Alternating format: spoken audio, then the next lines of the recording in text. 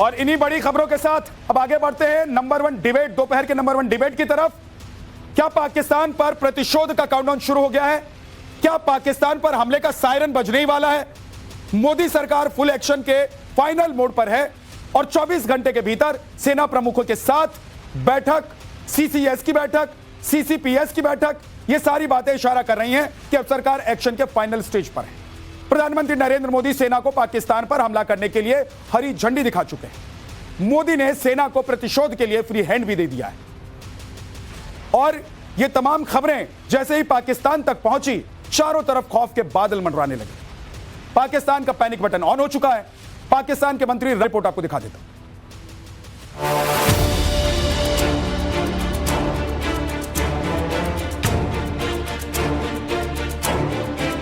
छोड़ने वाला नहीं है।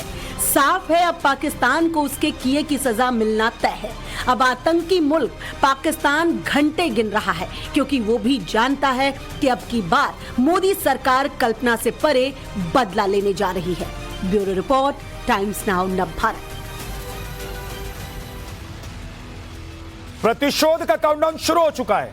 पाकिस्तान को पता है कि किसी भी वक्त भारत की तरफ से एक्शन हो सकता है, कार्रवाई हो सकती है और इसीलिए पाकिस्तान के मंत्री रात भर जग रहे हैं। सोचिए, रात में प्रेस कॉन्फ्रेंस कर रहे हैं, बता रहे हैं कि भारत 24 से 36 घंटे के भीतर अटैक कर सकता है और दूसरी तरफ विदेश मंत्री कह रहे हैं कि हमारे खजाने में पैसा नहीं है, आर्थिक हालत ऐसी है नहीं कि लड़ाई लड़ लेंगे, लेकिन अगर जरूरत पड़ेगी तो लड़ेंगे।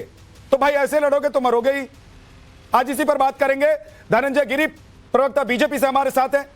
प्रोफेसर कपिल कुमार जी, राजनीतिक विश्लेषक हमारे साथ हैं। Colonel retired Shailendra Singh, defence expert हमारे साथ हैं। आरजू काजमी, पाकिस्तानी पत्रकार हमारे साथ हैं। मोहम्मद अलीजा खान, पाकिस्तानी पत्रकार हैं हमारे साथ इस वक्त। और एजाज उल हक अब्बासी, प्रेसिडेंट हैं IYA के। डॉक्टर हामिद अल मशरिकी, सामरिक एक्सपर्ट है पाकिस्तान के। आप सभी का बहुत बहुत स्वागत है। लेकिन पाकिस्तान में इस वक्त जो खौफ दिखाई दे रहा है, जो डर दिखाई दे रहा है, कर्नल शैलेंद्र सिंह साहब वो ये बता रहा है कि सपने में भी राफेल आ रहा है, सपने में भी मोदी आ रहे हैं। आधी रात को उठकर पाकिस्तान के मंत्री प्रेस कॉन्फ्रेंस करने लग जाते हैं। ये क्या बता रहा है? और राफेल का जो डर पाकिस्तान को सता रहा है, जरा एक बार दर्शकों को बताइए कर्नल साहब कि ये राफेल का डर पाकिस्तान को क्यों सता रहा है और क्यों पाकिस्तान को लग रहा है कि राफेल एक बार घुस गया तो सब कुछ मटियामेट कर देगा। और जय हिंद, नमस्कार। देखिए, बड़ी जिम्मेदारी से कह रहा हूं, ये पाकिस्तान का डर, खौफ, दहशत उनकी सेल्फ क्रिएटेड है, उनकी अपनी सेल्फ इमेजिनेशन है। ना हमारे प्राइम मिनिस्टर ने, ना हमारे किसी मिनिस्टर ने या कहीं किसी डिक्लेरेशन में ये कहा गया है कि पाकिस्तान के ऊपर अटैक होने वाला है। ये जो इन्होंने शंका लगा रखी है ना, जो ये बार बार बातें कर रहे हैं कि 24 घंटे, ये जो डिफेंस मिनिस्टर है पहले बोल रहे थे 5 तारीख को 5 शहरों में अटैक होने वाला है, ये सब इनकी सेल्फ क्रिएटेड है। हमारा लड़ाई हमारे प्राइम मिनिस्टर द्वारा जो डिक्लेयर करी गई है वो आतंकियों और आतंकियों के आका के खिलाफ करी गई है। अब अगर पाकिस्तान की आवाम को पता है कि इनके आका ISI और आर्मी है, तो यस, आपकी ये शंका क्लियर कर देता हूं कि होगा जरूर, आका तक जाया जाएगा। हमारी कोई इंटेंशन नहीं है कि किसी भी तरह से पाकिस्तान की दाढ़ी में तिनका, लेकिन अगर पाकिस्तान का नाम नहीं लिया गया, आतंकियों के आकाओं और आतंकियों को मटियामेट करने की बात कही गई, तो पाकिस्तान अगर इतनी तैयारी कर रहा है तो इसका मतलब यह है ना कि पाकिस्तान को पता है कि वो आतंकी मुल्क है, वो आतंकिस्तान है, उसकी सरजमी पर आतंकियों को पनाह मिली हुई है, उसकी सरजमी पर आतंकी बस रहे हैं, फल फूल रहे हैं। और उसका ऑफिशियल डिक्लेरेशन उनके डिफेंस मिनिस्टर ने कहा है कि पिछले 30 साल से वो आतंकवाद कर रहे हैं। किस कंट्री के लिए कर रहे हैं ये गंदा काम? गंदा आदमी ही तो गंदा काम करेगा, सीधी सीधी बात है। अब तो कन्फेशन ऑफिशियल है भाई कि आप किसके साथ खड़े हैं या किसके साथ नहीं। उसके बावजूद हमारी थ्रेट पाकिस्तान को नहीं है, हमारी थ्रेट उनकी टेररिज्म को है, टेररिज्म के आकाओं को है। अगर यस, पाकिस्तान आप ही वो है तो बचा सको तो बचा लो। ठीक है कर्नल साहब, मैं आपके पास लौट कर आऊंगा। आरजू काजमी हमारे साथ हैं। आरजू, अगर भारत ने कहा कि हम आतंकियों पर कार्रवाई करेंगे, पाताल तक जाएंगे, उनको मारेंगे, छोड़ेंगे नहीं, उनको मटियामेट कर देंगे, तो पाकिस्तान का पैनिक बटन क्यों ऑन हो गया? पाकिस्तान युद्ध की तैयारी क्यों करने लग गया? देखिए, कहा तो यही गया है ना कि पाकिस्तान के अंदर आकर अटैक करेंगे तो डेफिनेटली पाकिस्तान की फोर्सेज या पाकिस्तान की गवर्नमेंट को अलर्ट तो होना ही होगा। ऐसा तो नहीं हो सकता ना कि आप लोग कहें कि हम अटैक करेंगे पाकिस्तान के अंदर, चाहे आप टेरर कैंप्स का ही नाम ले रहे हो। तो ऐसा तो नहीं हो सकता कि जो पाकिस्तान की गवर्नमेंट है वो आराम से बैठी रहे और बिल्कुल यहाँ पर कोई बात ही ना हो। तो डेफिनेटली इसी चीज के ऊपर जो है वो जाहिर है कि रात को भी आपने देखा कि रात के 2 बजे जो है वो इंफॉर्मेशन मिनिस्टर साहब ने जो है मीडिया से बात की, और शायद इसीलिए कि वो इंटरनेशनल कम्युनिटी को बताना चाह रहे थे, क्योंकि इतनी रात को बात करने का मतलब तो हमें तो यही समझ आया कि वो इंटरनेशनल कम्युनिटी जो कि दिन और रात का फर्क है क्योंकि कंट्रीज में, इस वजह से बात कर रहे थे। तो डेफिनेटली पाकिस्तान हाई अलर्ट पर तो है। तो लेकिन कहां कहां भीख मांगेंगे? आरजू, आपका वीडियो तो मैं देखता रहता हूं, आप बताते हैं पाकिस्तान की हालत क्या है और किस तरीके से कटोरा लेकर पाकिस्तान के हुक्मरान यहां वहां। अब देखिए, एक तरफ कह रहे परमाणु परमाणु परमाणु चिल्ला रहे और दूसरी तरफ यूएनआईएम, चाइना, यूएस, इंटरनेशनल कोर्ट दर दर भटक रहे। भाई अगर ताकत है तो खड़े रहिए ना। देखिए, बिल्कुल इनको जो है वो जैसे आप खुद भी बता रहे हैं कि ये न्यूक्लियर पावर होने का जो कहते रहते हैं, वो तो हम लोग भी कहते हैं कि नहीं कहना चाहिए बार बार के जी हम ये बम चला देंगे और वो चला देंगे। वो सब तो खैर हमें नहीं बोलना चाहिए, लेकिन डेफिनेटली यहाँ पर इस वक्त एक टेंशन का माहौल तो है और दोनों तरफ ही है। जाहिर आपके यहाँ से भी कई स्टेटमेंट्स आई, हमारे यहाँ से भी कई स्टेटमेंट्स गई, तो उसके बाद चाहे वो गवर्नमेंट हो या गवर्नमेंट को चलाने वाले हो, वो जाहिर है उनमें एक पैनिक और एक परेशानी तो है। पाकिस्तान अफोर्ड नहीं कर सकता वो, और ये तो सभी जानते हैं। पैसा अच्छा हमारे आरजू, पास एक नहीं चीज है। मैं जानना चाहता हूं। देखिए आरजू, आरजू आरजू एक सेकंड सर, कर्नल साहब मैं आ रहा हूं। आरजू बहुत अच्छा विश्लेषण पाकिस्तान के बारे में करती रहती है, मैं सुनता रहता हूं उनको। और आरजू जो अपने मेहमानों को, जिन लोगों को बुलाते हैं, वो बताते हैं कि पाकिस्तान में क्या हो रहा है, पाकिस्तान की हालत क्या है, पाकिस्तान युद्ध लड़ने की हालत में है या नहीं, इंटरनेशनल लेवल पर पाकिस्तान की स्थिति क्या है। आरजू जरा एक चीज आज दर्शकों को और देश भर के और दुनिया भर के दर्शक इस वक्त जो पाकिस्तान में, हिंदुस्तान में और दुनिया भर के लोग जो इस वक्त आपको सुन रहे हैं, देख रहे हैं, बताइए एकदम साफ गोई से बताइएगा और सच्ची बात बताइएगा कि पाकिस्तान में कितने आतंकी कैंप है, कहां कहां आतंकी कैंप है? क्या पाकिस्तान के हुक्मरानों ने आतंकियों को अंडरग्राउंड रोकने के लिए नहीं कहा है?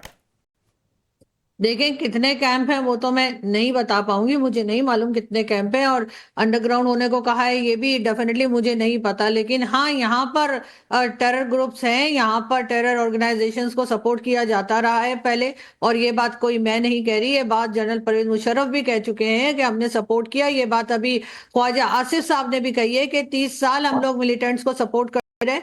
तो अगर इतने बड़े बड़े हाई प्रोफाइल लोग कह गए हैं तो मेरी क्या हैसियत है कि मैं इस बात को इनकार करूं। बिल्कुल ऐसा है, लेकिन अंडरग्राउंड कर दिए गए हैं, भगा दिए गए हैं, ये सब मुझे नहीं पता। लेकिन पाकिस्तान ने अगर पहले इन लोगों के ऊपर कोई एक्शन कर लिया होता तो शायद आज हमें ये दिन ना देखना पड़ता। जी ठीक है, हमारे साथ पाकिस्तानी स्ट्रेटेजिक अफेयर्स के एक्सपर्ट हैं हामिद साहब हैं। हामिद भाई, आरजू काजमी है और वो बता रही है कि पाकिस्तान तो एक्सेप्ट करता ही रहा है कि हमारे यहां आतंकी पलते हैं, हमने आतंकियों को पनाह दे रखा है, और इसीलिए हिंदुस्तान ने जब कहा आतंकियों को मारेंगे तो अभी आप लोग बिलबिलाए घूम रहे हैं, परेशान घूम रहे, रात की नींद उड़ी हुई है, आधी रात को प्रेस कॉन्फ्रेंस कर रहे हैं, राफेल का डर सता रहा है, सपने में राफेल आ रहा है, पीओके में घुस गया राफेल, आपके मीडिया के हवाले से खबर है।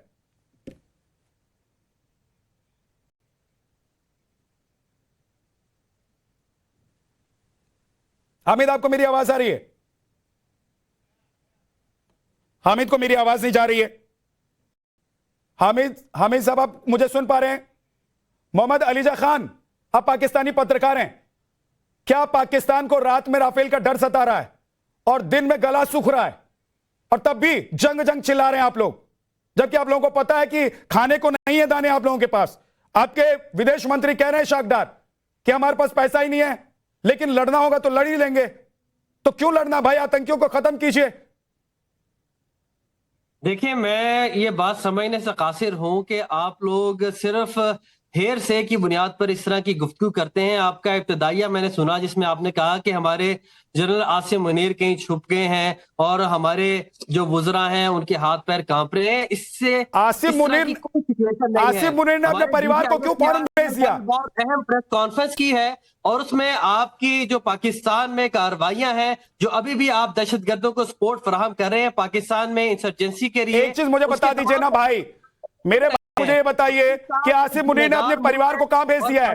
बताइए ना, कहाँ है उनकी फैमिली, क्यों भेज दिया है? डर सता रहा है ना उनको, उनको डर सता रहा है ना, उनको डर सता रहा है कि भैया अटैक हुआ तो फैमिली को तो कम से कम सेव कर लो। जिम्मेदार, बात तो सुन लें, दोनों ममालिक जिम्मेदार मुल्क हैं, इतनी वॉर मॉन्गरिंग, वॉर हिस्टेरिया का शिकार नहीं होना चाहिए, टेबल पे बैठ के गुफ्तगू करने चाहिए। पाकिस्तान ने तो एक बहुत अच्छी ऑफर की है, हमारे वजीर आजम ने कहा है कि अगर आप समझते हैं कि पाकिस्तान मुलविस है, किसी भी थर्ड पार्टी से कहें, आप यहां पर ओपन इंडिपेंडेंट इंक्वायरी एक मिनट रुक जाइए, एक बड़ी खबर आ रही है इस वक्त, बता देता हूं, सुनते जाइए, एक बड़ी खबर इस वक्त आ रही है, बता देता हूं आपको। पाकिस्तान से तनातनी के नहीं, शौर्य के बल पर हम संसार पे जीतते आए हैं और हमने कभी किसी पर कोई अत्याचार नहीं किया है। लेकिन जो पाकिस्तान जिस तरह से परमाणु कर रहा है, अगर आतंकवाद के कीटाणुओं का इसने सफाया किया होता तो आप आज पाकिस्तान को ये दिन नहीं देखने पड़ते। जो पाकिस्तान के पपेट पॉलिटिशियन है, जिन आतंक के आगोश में जो आतंकियों के सरबराह वहां के आतंकी है, सेना है, वो जिस तरह से उन पर काबिज हो चुकी है और जिस तरह से वो एक्सेप्ट किए जा रहे हैं, तमाम लोग एक्सेप्ट किए जा रहे हैं कि हाँ, हम आतंकवादियों का पालन पोषण करते हैं, उस आतंक के साए में पाकिस्तान जी रहा है। और उस आतंक की जो दुर्गंध बाहर फैल रही है और जो हिमाकत किए जा रहा है, जो हरकतें हैं पाकिस्तान की, उसका माकूल जवाब देना अब बनता है। अब पानी सर से ऊपर जा चुका है, इसीलिए पाकिस्तान की आंखों का पानी बन जा चुका है। इसीलिए हम लोगों ने अभी जल युद्ध पाकिस्तान ने देखा, युद्ध देखेगा, और जो युद्ध पाकिस्तान ने देखे हैं उसके नतीजा उसको सामने है। और सब पाकिस्तान का ये जो हालत है उसके लिए जवाबदेह वहां के पॉलिटिशियन हैं, वो लोग हैं जो पपेट बने रहे सेना के, आतंकवादियों के। अरे धनंजय गिरी जी, वो पनाहगार धनंजय जी, यहीं से उठा करके पाकिस्तान में इतना खौफ हो गया है कि उनको राफेल के सपने आ रहे हैं। पाकिस्तान में इतना खौफ हो गया है कि वो सोच रहे हैं कि कभी 24 से 36 घंटे में भारत की तरफ से प्रतिशोध लिया जा सकता है। मैं ये जानना चाहता हूं कि इतना खौफ आप लोगों ने पैदा किया है, हम लोगों ने पैदा किया पाकिस्तान के खिलाफ, इतना ये लोग डर गए हैं, क्या इनके पास इतनी ताकत है कि हमारा सामना भी कर पाएंगे? विद्यानाथ जी, पाकिस्तान अपने किए गए पापों के ऊपर पछता रहा है और उस पाप के ऊपर पश्चाताप नहीं कर रहा है। वो उसको पता है कि अगर ये 24 घंटा 36 घंटा तो लड़ने की स्थिति में नहीं है। अगर भारत यहां से जोड़ से आवाज लगा दे तो पूरा पाकिस्तान एक बार में साफ होता नजर आएगा। अगर एक बार में यहां से जोड़ लग जाए तो वो अपने वो दिन रात स्थिति को जानते हैं। ठीक है, पास टैंक में डालने ठीक है प्रोफेसर कपिल कुमार, प्रोफेसर कपिल कुमार, और अन्ना चली भुनाने वाली बात है। पाकिस्तान के विदेश मंत्री कह रहे हैं कि उनके पास बजट ही नहीं है, पैसा ही नहीं है। भाई युद्ध कहां से लड़ोगे? अपने फाइटर जेट्स को अंडरग्राउंड कर दिया इन लोगों ने कि कहीं राफेल की तरफ से अगर इधर से प्रतिशोध लिया गया तो उधर सारा सब कुछ खत्म हो जाएगा। आतंकियों को छुपा दिया। इनके जो आसिम मुनीर हैं, उन्होंने अपनी फैमिली को बाहर भेज दिया। सवाल यह है कि पाकिस्तान एटम बम चिल्ला रहा है, लेकिन पाकिस्तान को पता है कि हम लड़ नहीं सकते, इसलिए गिड़गिड़ा भी रहा है। देखिए भाई साहब, ये पुरानी बातें हो चुकी हैं किसी भी समझे।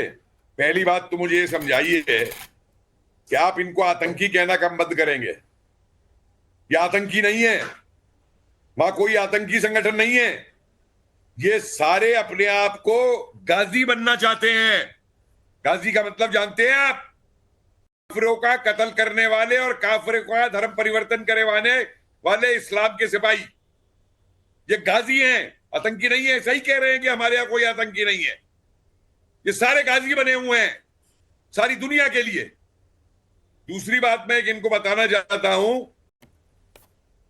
कि उसकी जो आप कह रहे हैं बेगम भाग गई मुनीर की, वो बुशरा पता नहीं कहां पे अब जादू टोना कर रही है।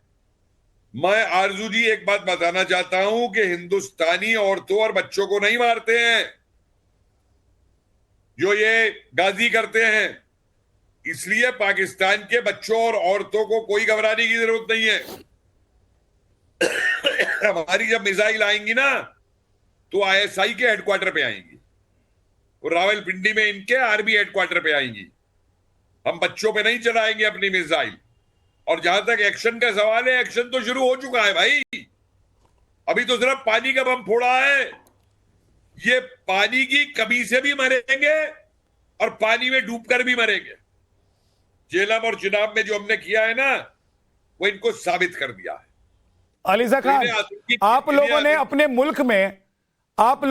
मुल्क में कट्टरता का ऐसा जहर फैलाया हुआ है। मुझे तो सुनने में आया कि आप लोग अब सड़क पर उतर आए तलवार लेकर पाकिस्तान में कि हम ही लड़ लेंगे। तो ये क्या, ये बताइए, राफेल का सामना क्या तलवार से करेंगे?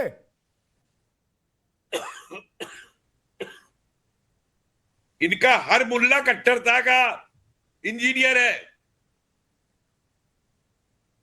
और ये 91,000 मोहम्मद अलीजा खान, बूढ़ा बूढ़ा जवान अपनी फौज के हमरा है। और मैं आपको ये बात बावर कराना चाहता हूँ अलीजा खान, कि क्या आप मुझे दोनों सुन पा रहे हैं? जिम्मेदार मुल्क है, एक war hysteria, war mongering country ना बने। और आपकी टेलीविजन स्क्रीन पर जो झूठ बोला जा रहा है वो आप अपनी आवाम को गुमराह कर रहे हैं। खुदारा गुमराह ना करें। पाकिस्तानी फौज डटी हुई है। कल DGISPR ने इतनी अहम प्रेस कॉन्फ्रेंस की है जिसमें भारत के पाकिस्तान में कार्रवाइयों के शवाहिद फराहम किए हैं, नाकाबिल तर्दीद। 7 दिन गुजर गए हैं, ताहाल आपकी जानिब से एक भी सबूत फराहम नहीं किया गया। हम तो मुंतजिर हैं, आप उनको इंटरनेशनल कोर्ट ऑफ जस्टिस में लेके जाएं, किसी भी न्यूट्रल को इन्वॉल्व करें। पाकिस्तान का दामन साफ है। पाकिस्तान ने जिस तरह 2019 में आपके खिलाफ कार्रवाई की, इस दफा उससे बढ़कर होगी। ELISA Khan, ELISA Khan, ELISA Khan, Pakistan का दामन साफ है। आरजू कह रही है कि पाकिस्तान में आतंकी बसते हैं, ये आपके हुक्मरान ही एक्सेप्ट करते हैं, ये दुनिया को कोई और नहीं बताता, आपके हुक्मरानी करते हैं। और अगर पाक का दामन साफ है तो ये क्यों घबराए हुए भाई? क्यों परेशान घूम रहे हो? क्यों सपने में राफेल आ रहा है? क्यों रात रात भर मंत्री जाग रहे, भाग रहे हैं?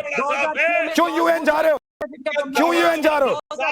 बाराक ओबामा तब दहशतगर्द हमला हुआ। क्या ये इत्तेफाक है कि जब भी कोई अमेरिकी सदर इंडिया आता है तो आप वहां पर फॉल्स फ्लैग ऑपरेशन करते हैं और उसका इल्जाम पाकिस्तान पे लगाते हैं? क्या ये महज इत्तेफाक? शैलेंद्र सिंह जी कुछ बोलना चाह रहे हैं। शैलेंद्र जी बोलिए। सुनील जी, वो पाक दामन साफ है और हम उनके यहाँ टेररिज्म कर रहे हैं, ये सीधे सीधे बात कर लेते हैं मिस्टर अली से। और मैं कहूंगा कि जज बना दीजिए आरजू काजमी जी को। आरजू जी निष्पक्ष होकर तीनों को डालिए स्क्रीन पर, तीनों को स्क्रीन पर डालिए। अलीजा खान को डालिए, कर्नल साहब को डालिए और आरजू को डालिए। बताइए कि कहाँ है ये तीनों के तीनों? Where is Lakhvi, where is Hafiz and where is Masood? कहाँ है ये तीनों के तीनों? और एक बैकग्राउंड दे देता हूं कि कहां से मिला था लाडेन, ये जवाब दे दीजिए। ठीक है, मैंने दे दिया, ये आपके यहाँ है। अब अलीजा खान को सुनिए, उसके बाद जज बनी बैठी हैं आरजू, उनके पास जाएंगे। अलीजा बोलिए। ये बताइए कि कलभूषण कहां से मिला था? कलभूषण तो हमारे पास मौजूद है इस वक्त। आप भारत ये दावा करता है कि दुनिया की सबसे बड़ी डेमोक्रेसी है। छोटे करो तो दिमाग तक बात जाएगी। हमारे सामने मौजूद है जो हम पूरी दुनिया को दिखा सकते हैं कि भारत किस तरह बलोचिस्तान के जरिए दहशतगर्दी करवाता रहा। और कल DGISPR ने भी नाकाबिल तर्दीद सबूत दिए हैं। तो मुझे ये बताइए, माजी में उसको छोड़े, अब की बात करें। चलिए ठीक है, अब ये हो गया। भारत ने बताया, पाकिस्तान ने भी अपना जवाब सुनाया। आरजू का फैसला क्या है और आरजू कैसे बताएंगी? डिफेंड करेंगी वो पाकिस्तान को या सच बयां करेंगी? उससे पहले एक बड़ी खबर आ रही है, वो मैं बता देता हूं। आतंकियों को बचाने में जुटा पाकिस्तान। शहबाज ने हाफिज सईद, मसूद अजहर को अंडरग्राउंड कर दिया है। दोनों मोस्ट वांटेड को अज्ञात लोकेशन पर पहुंचा दिया गया है। बार बार आतंकियों की लोकेशन बदली जा रही है। दोनों को बहावलपुर में सेफ प्लेस पर भेजने की खबर है। इस वक्त की बड़ी खबर, आतंकियों को छुपाया जा रहा है और 2 बड़े आतंकी जिन्हें पाकिस्तान ने छुपा दिया है। आरजू बताइए, आतंकियों को एक तरफ छुपा रहे हैं, दूसरी तरफ आपके ही देश के जो पत्रकार बैठे हुए हैं वो कह रहे हैं कि भाई हमारे दामन पर कोई दाग नहीं है, दामन पर दाग नहीं है, तो इधर उधर धोने के लिए क्यों घूमते फिरते हैं? देखिए, हर एक का अपना पॉइंट ऑफ व्यू होता है और मेरे ख्याल में तमाम लोगों की, जितने लोग भी इस वक्त हैं, मैं तमाम के ही पॉइंट ऑफ व्यू की रिस्पेक्ट करती हूँ। लेकिन बात सारी ये है कि हमारे यहाँ आप जिनके नाम ले रहे हैं, चाहे वो हाफिज सईद हो, मसूद अजहर और दूसरे, इनको तो टेररिस्ट माना ही नहीं जाता। आपको याद होगा इमरान खान ने तो उसामा बिन लादेन को शहीद बता दिया था। तो जब ये मानेंगे ही नहीं कि वो टेररिस्ट है तो फिर उसके ऊपर क्या कार्रवाई होगी? इमरान खान तो जेल चले गए हैं, लेकिन हाफिज सईद हाउस अरेस्ट है। अब हमारे जैसे लोग जो बात करते हैं, जाहिर है कि हमें पसंद नहीं किया जाता। तो मुझे नहीं लगता कि अगर हम उन्हें टेररिस्ट मानेंगे ही नहीं तो फिर हम उनके ऊपर कोई एक्शन कैसे लेंगे? तो आरजू आपने बहुत अच्छी बात कही। आपने बहुत अच्छी बात कही कि मानता ही नहीं है पाकिस्तान के आतंकवादी है। पाकिस्तान ये मानता ही नहीं कि आतंकवादी है। एजाज अब्बासी साहब, दिक्कत ये है कि आपके मुल्क में जो आतंकी है उनको आप लोग आतंकी मानते नहीं, आप लोग मानते हैं वो जिहादी हैं। और जिहादियों का काम क्या है? वो आप लोग आतंकी घटनाओं को अंजाम देकर बताते हैं दुनिया को। जी सबसे पहली बात तो ये है कि मुझे नहीं समझ आ रही कि आपके सपनों में ये लोग क्यों सवार हैं। दूसरी बात ये है कि मैं प्रोग्राम के बाद आपके मेरे प्रोड्यूसर साहब सपने को में नहीं न्यूयॉर्क भाई साहब, टाइम्स- आपके सपने में सुनिए, राफेल। सुन लीजिए वही मैं बता रहा हूं। आपके सपने अभी में आपके राफेल आ रहे हैं, ये प्रोग्राम के बताइए। बाद- अरे इस इतना प्रोग्राम डरे के हुए हैं बाद- कि यूएन, आईएमएफ, चाइना, यूएस हाथ जोड़ जोड़ कर गिड़गिड़ा रहे हैं कि भैया बचा लो, बचा लो। जरा हिंदुस्तान को कहो कि बातचीत से बात सुलझा लें। सर सुन लीजिए, बात तो सुन लीजिए। हाँ। इस प्रोग्राम के बाद मैं आपके प्रोड्यूसर साहब को न्यूयॉर्क टाइम का वो पेज भेज दूंगा जिसपे उन्होंने लिखा हुआ है कि हिंदुस्तान की आधी आर्मी के पास जदीद असला ही नहीं है और जो है वो भी बोगस है। आर्मी ऑफिसर आपके इस्तीफे दिए जा रहे हैं। बिल्कुल सही आपके- बात है। जब मिसाइल पड़ेगी ना तुम्हारे ऊपर बेटा, तो 300 मिसाइल एक साथ पड़ेगी तो पता एक तो ये चलेगा है, तुम्हें कितना एक तो असला ये है कि पता नहीं अपनी बारी पे बात क्यों नहीं करते। हम खामोश होके आपकी बात सुनते हैं। इनको पता नहीं आपकी माशाल्लाह सफेद रेश आदमी है, सफेद बाल है आपके। कोई आप अपनी यूनिवर्सिटी में एथिक्स वगैरह पढ़ाया करें थोड़ी बहुत ना, ताकि ये पता हो कि अपनी बारी अभी पे अभी बात आपको किया सब करते कुछ हैं। पढ़ाएंगे। ये आपको बत- प्रोफेसर साहब हैं, उनका काम ही पढ़ाना है। प्रोफेसर साहब का काम ही पढ़ाना है। आपको पढ़ाएंगे कि हिंदुस्तान की आर्मी के पास असला नहीं है, कि आपकी आर्मी के पास खाने को दाने नहीं है, आपकी आर्मी बकरी चुरा रही है। ये न्यूयॉर्क टाइम लिख रहा है आर्मी के आपके ऑफिसर इस्तीफे दे रहे हैं। कश्मीर से लेफ्टिनेंट जनरल को जहाज में उठा के आप दिल्ली लेके आए। मैं आगे प्रोफेशनल पैर पकड़ने एडवोकेट की लग जो रहे हैं टाइप्स ऑफिस से लिख के। घंटा मिलेगा तुझे वहां से, घंटा मिलेगा तुझे वहां से, गाजी की औलाद। भाई किसकी क्या बात कर रहे हैं आप? कौन? आप हाफिज सईद की बात कर रहे हैं जो बजरंग दल को पाल रही है, जो विश्व हिंदू परिषद को पाल रही है। गुजरात के मुसलमानों का कातिल जिनका वज़ीर-ए-आज़म है वो दहशतगर्दी की बात कर रही है। ठोकेंगे तुमको, तुम्हें तो भाई यही है ना, चीखना, चिल्लाना, ऊंची आवाज से बात करना। एजाज अब्बासी, दलील की बात नहीं होती। आप जिस बजरंग दल की बात कर रहे हैं ना, अगर वो बजरंग दल भी घुस गया आपके इलाके में या पीओके में, तो बजरंग दल ही काफी है आप लोगों के लिए। बजरंग दल ही आतंकियों को नस्ताबूद कर सकता है। सही कर आज देगा। वेलकम। मेरा तल्लक भी आजाद कश्मीर और के साथ बजरंग है। दल को छोड़ आप आज दीजिए, वेलकम। बजरंग दल को छोड़ दीजिए। कट्टरता का जहर लेकर जो इधर उधर घूमते फिरते हैं आप लोग, और कट्टरता जो पूरी दुनिया में फैलाते हैं, आतंकवाद फैलाते हैं। हिंदुस्तान के मुसलमान ही अगर तय कर लेंगे पाकिस्तान को हटा देना है तो 4 घंटे लगेंगे, सिर्फ 4 घंटे का वक्त, अगर पैदल निकल जाएंगे कश्मीर से तो। सपने देखने पे कोई पाबंदी नहीं है, छोड़ने पे भी पाबंदी कोई नहीं है। और इसे इन्होंने गुलाम बना के रखा है 47 से, ये उसे आजाद तो भाई मैं हुई कश्मीर का कपिल साहब, मैं खुद कश्मीर का हूँ भाई, बर्थ कश्मीर का हूँ। जिला बाग से मेरा ताल्लुक है। कश्मीर का है। मेरा जिला बाग से ताल्लुक है। जब बंदे के पास दलील नहीं होती वो चीखना चिल्लाने शुरू कर देता है। जिस बंदे के पास दलील होती भाई है सुनो ना, चीखता चिल्लाता नहीं है। एजाज अब्बासी, आपने कहा कि आप जी, कश्मीर से हैं, है ना? जी अल्हम्दुलिल्लाह। तो हाँ, तो आप हिंदुस्तान की औलाद हैं, इसलिए कायदे में रहिए। औलाद का फर्ज होता है कि वो कायदे में रहा करे। और कपिल कुमार आपको कायदा ही सिखा रहे हैं कि बेटा उलूल जुलूल बातें मत करो, बेटा उलूल जुलूल बातें मत करो, सच को स्वीकार करो। उस वक्त से था। और रात को जो नहीं सो रहे हो, जो डरे डरे घूम रहे हो, पैर थरथरा रहे हैं, अपने मुल्क को बता रहे हैं कि 24 से 26 घंटे में क्या होने वाला है पता नहीं। ये तो हालत है धनंजय गिरी जी।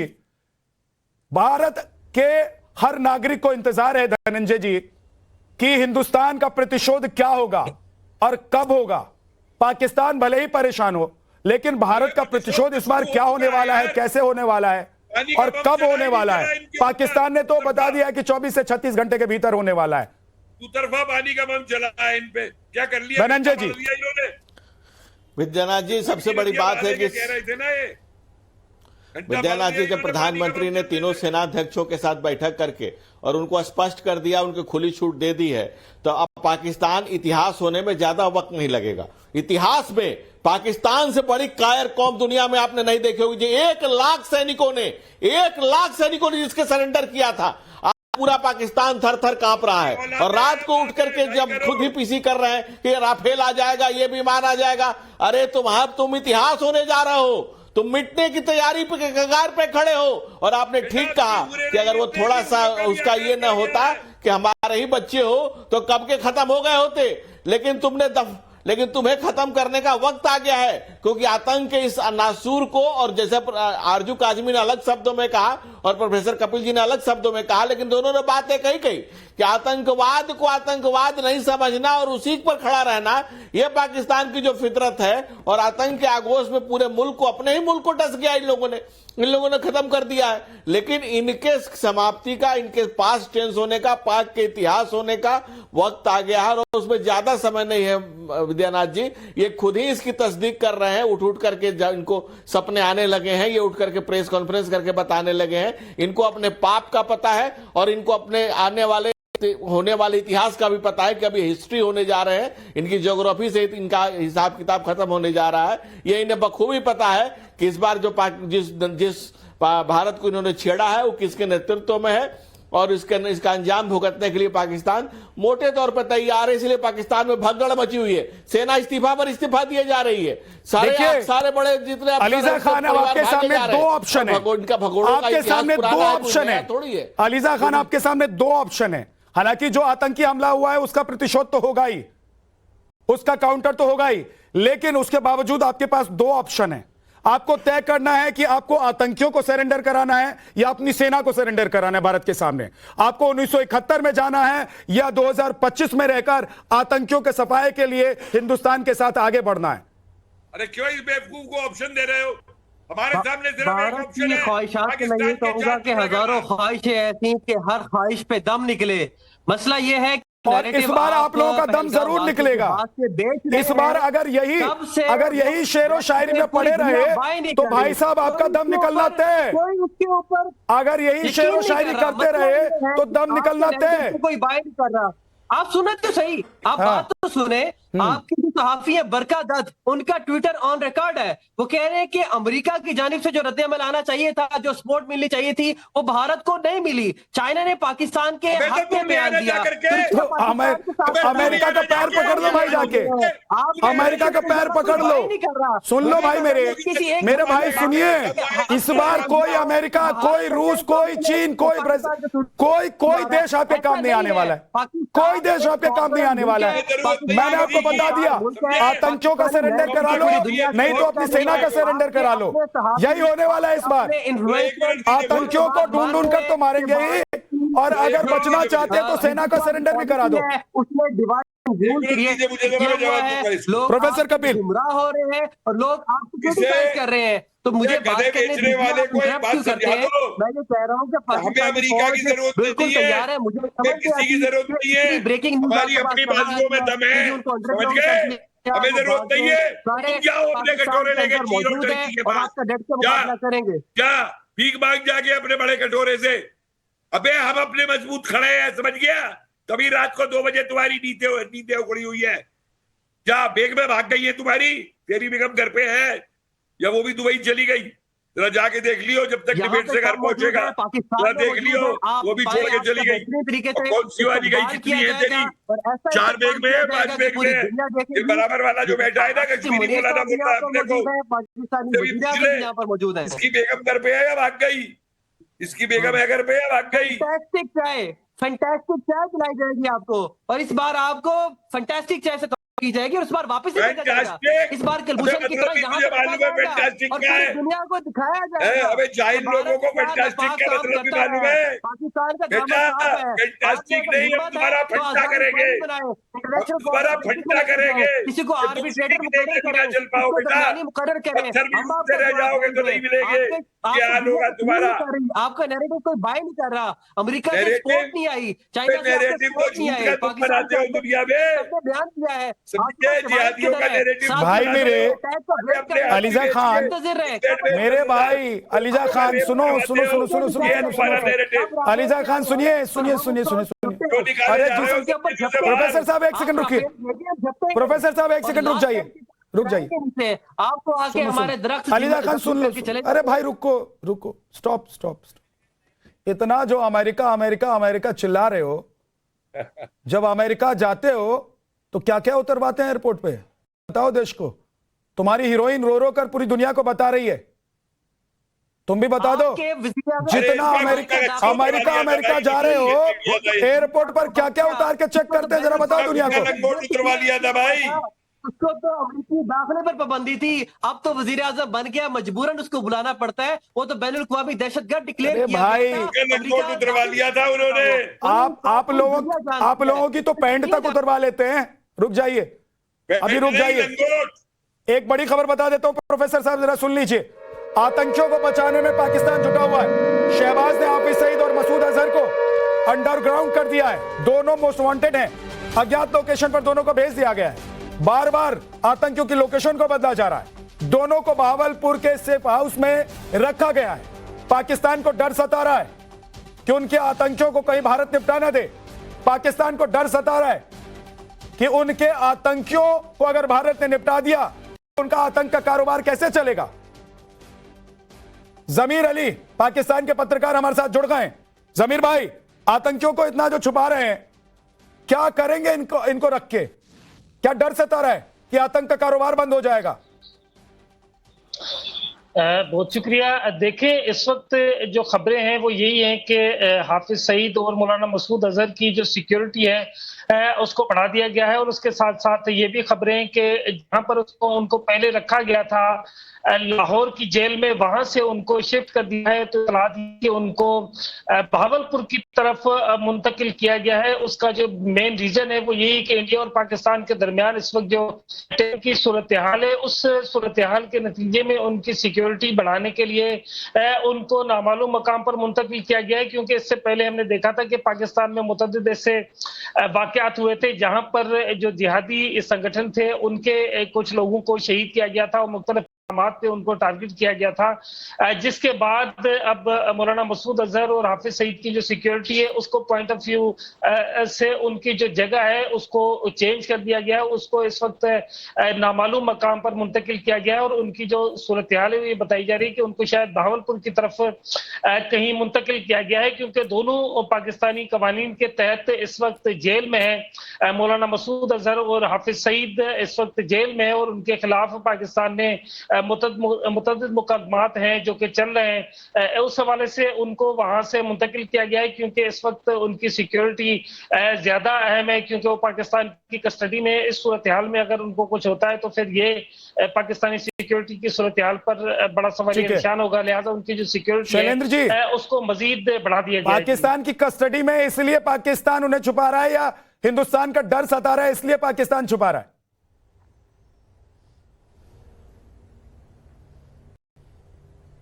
इसलिए उन्हें छुपा रहा है। और जो मुल्क दरिंदों को छुपाता है, दरिंदों को पोलता है, ये मौलाना उस मुल्क का है, ये बैठा हुआ है दरिंदों को पालने वाले का। अबे तुम्हारी दरिंदगी जो है अब चंद दिन की मेहमान है। जब 4 टुकड़ों में कट के बैठोगे ना तब पता लगेगा इनको। और कहीं भी छुपा ले ये, वो भाग गया, देखा, कहीं भी छुपा ले ये। इनको जो है वो शहंशाह जो मार रहा है ना कि गोली से सारे इन दरिंदों को, वो कहीं भी ढूंढ लेगा। छुपा के रख लेना उसे बंकर में जहां तुम्हारा मुनीर छुपा है, या इमरान के साथ बंद कर देना जेल में। वो भी आजकल चिल्ला रहा है जेल में से, समझ नहीं आ रहा वो किससे करवा रहा है। धनंजय जी, पाकिस्तान के जो पत्रकार हमारे साथ ज्वाइन कर रहे थे, जिन्होंने ज्वाइन किया था, वो बता रहे थे कि क्योंकि वो मुजरिम है इसलिए उनको महफूज ठिकानों पर ले गया है। तो ये बात हजम हो रही है? अरे आका है वो, मुजरिम नहीं है। 2 तरह के लोग हैं, या तो धनंजय बोलिए।